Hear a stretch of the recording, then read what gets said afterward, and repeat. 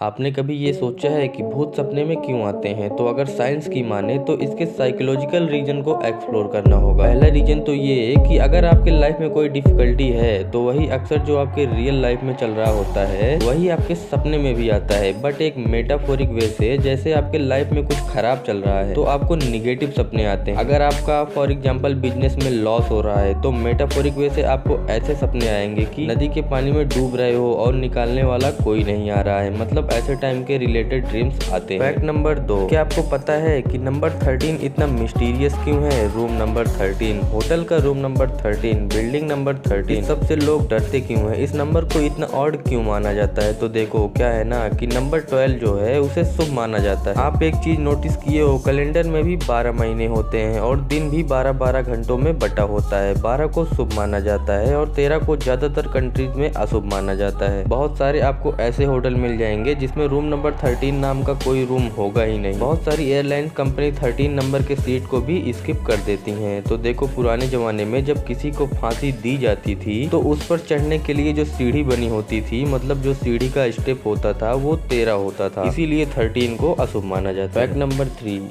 दोस्तों अगर आपने कभी हवाई जहाज में सफर किया है तो आपने नोटिस किया होगा कि हवाई जहाज में सिर्फ नीली ही सीटों का इस्तेमाल किया जाता है। बट क्या आप जानते हैं कि सिर्फ नीले ही कलर का सीटों का इस्तेमाल क्यों किया जाता है? अगर नहीं जानते तो चलो हम आपको बताते हैं। ज्यादातर हवाई जहाजों में सिर्फ नीली सीटों का इस्तेमाल इसलिए किया जाता है क्योंकि नीला रंग चिंता को शांत करने और डर से छुटकारा पाने में काफी हद तक मददगार साबित होता है। और इसके अलावा इनमें एक फायदा ये भी होता है कि इनमें धूल, दाग, गंदगी कम नजर आते हैं। फैक्ट नंबर 4, जो लोग ऐसा करते हैं कि फोन को रात भर चार्जिंग पे लगा देते हैं तो क्या इससे उनका फोन ब्लास्ट कर जाएगा? तो इसका आंसर है हाँ भी और ना। इनमें दो केसेस बनते हैं। पहला ये कि आपका किसी भी ब्रांड का फोन है और उसका चार्जर भी वही ब्रांड का है ओरिजिनल, जो कि फोन के साथ फोन के डिब्बे में मिला था। आप उन्हीं से चार्ज करते आ रहे हैं सालों तक, तब आपको कोई दिक्कत नहीं आएगी। बहुत बार ओरिजिनल चार्जर आने में टाइम लगता है तो हम लोग फुटपाथ से 200-100 का उठा लेते हैं। यहाँ पे वो रिस्क वाली बात आती है। वो चार्जिंग ब्लास्ट वाला जो सीन होता है वो ऐसे ही केसेस में ज्यादातर होता है। नहीं तो बैटरी आजकल इतना एडवांस है कि आप ओवरनाइट चार्ज कर सकते हैं, लेकिन ओरिजिनल चार्जर। फैक्ट नंबर 5, क्या आपको पता है कि जो मॉल या फिर शॉप में जो शर्ट होता है वो प्लास्टिक के पैकेट में आता है और वो मैन्युफैक्चरिंग प्रोसेस से गुजरता है फैक्ट्री। तो असल में आपके घर के अलमारी में जो कपड़ा रखा है और मॉल में जो नया कपड़ा रखा है ब्रांड, आप बताओ दोनों में से कौन ज्यादा गंदा है? ये नहीं कि दिखने वाला गंदा, बट जो हमारे बॉडी के स्किन के लिए अच्छा ना हो, केमिकल्स और बाकी चीजों की बात हो रही है। तो आंसर है ये मॉल वाला कपड़ा, क्योंकि जब शर्ट मैन्युफैक्चरिंग प्रोसेस से गुजरता है तो कई केमिकल यूज होते हैं। और बहुत लोग मतलब 80 से 90% लोग अगर कोई शर्ट लाए हैं खरीद के कहीं से भी तो उसे पहन लेते हैं और यूज करने लगते हैं बिना धोए। मगर शर्ट को, ब्रांड न्यू शर्ट को भी वॉश कर लेना अच्छा होता है। फैक्ट नंबर 6, क्या आपने कभी सोचा है कि ताजमहल ज्यादा लंबा है या कुतुब मीनार? देखने में आपको लगता होगा कि कुतुब मीनार एक डेडिकेटेड पोल है तो शायद वो बड़ा होगा, क्योंकि ताजमहल तो एक बिल्डिंग है, बट असल में ताजमहल ज्यादा लंबा है। कितना लंबा? 0.5 मीटर लंबा। आधे मीटर से लंबा है ताजमहल। कुतुब मीनार जो है वो 72.5 मीटर उसका हाइट है, बट ताजमहल का 73 मीटर है। 0.5 आधा मीटर ज्यादा। ये ऐसी बातें हैं जिसपे ज्यादातर लोग ध्यान नहीं देते हैं। फैक्ट नंबर 7, क्या आपको पता है जो छिपकली होती है वो मोर पंख से डरती क्यों है? इसका आंसर ये है, पीकॉक जो है मोर, वो छिपकली को खाता है तो वो उससे डरेगी ही। और जो मोर पंख होता है उसमें बीच का जो पार्ट होता है वो आई बॉल की तरह होता है और छिपकली के पॉइंट ऑफ व्यू से वो लगता है एक आंख की तरह। और उसे लगता है कि उसे कोई देख रहा है, इसलिए वो सामने से डर जाती है। फैक्ट नंबर 8, क्या एक्सपायर दवा खाने से लोगों की मौत हो जाती है? जो दवा हम खाते हैं उसका एक पोटेंसी होता है, और पोटेंसी का मतलब ये होता है कि वो उतने टाइम तक काम करता है, उसके बाद भी काम करता है लेकिन कम करता है। जब भी कोई कंपनी मेडिसिन को बनाती है तब उसका पोटेंसी टेस्ट होता है कि वो कितने दिनों तक असरदार है। एक्सपायर्ड दवाइयों को खाने से मना इसलिए किया जाता है, देखो मेन बात ये है, दवा एक्सपायर होने के बाद भी कुछ दवाइयाँ ऐसी होती हैं जो काम करती हैं, बट उसका असर 100 में से 25% होगा थोड़ा सा। जैसे दवा का एक्सपायरी डेट 30 तारीख को है, उसे आप 31 तारीख को खाओगे